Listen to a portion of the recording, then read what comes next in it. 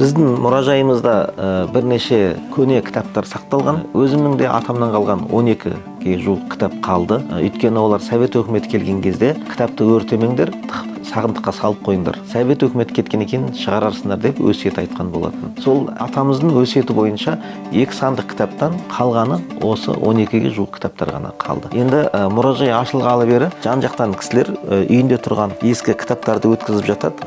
Мына кітап бүгінгі тілмен айтып мұсылман қорғаны дұғалар кітабы. Пайғамбарымыздың хадистерден, Құран аяттарынан алған дұғалар кітапшасы. Мына кітапты имам бауырымыз Ермек деген сол кісіге табыстаған екен, мешітке алып келіп, сол мешіттен біздің мұражайымызға өткізілді. Ал мына бір Құран кітап, бұл алтын жалатылған.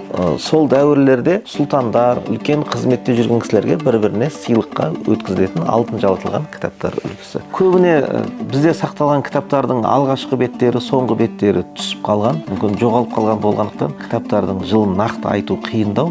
Бірақ осындай көне кітаптардың ішінде ең соңында арнайы мөр болады. Біз сол мөрге қарап осы мөрді танып отырмыз. Көне жәдігерлердің сақталуы өте маңызды дүниелер. Ал сол секілді әр үйде осындай аят жазылған, дұғалар жазылған парақшалар бар, шежіре жазылған. Оны да алып келіп жатыр. Бұл жәдігерлерді сақтау үшін бізге арнайы бөлме және қажетті ылғалдықпен қамтамасыз етілген орын дайындау керек болды. Біз сол құрылысқа кірісіп жатырмыз. Ат салсам десеңіздер, қуана-қуана қабылдар еді. Осы жәдігерлер ғасырдан ғасырға өмір сүрсе деген ниетіміз бар. Менің жеке парақшама кірсеңіздер, толығырақ мәлімет ала аласыздар. Әлі де көптеген көрсетілмеген жәдігерлер, көне кітаптар, көне бұйымдар біршама. Көмекшілерім астына толық мәліметті бере жатады. Әлбетте, бұның бәрі аманат. Қолынан келгенше осы күнге дейін жеткіздік, осы күнге дейін сақтап жатырмыз. Әрі қарай нақты, керемет орында сақталса, және шәкірттеріміздің, ұрпақтарымыздың көруіне мүмкіндікті жасай алсақ деген ниетім бар.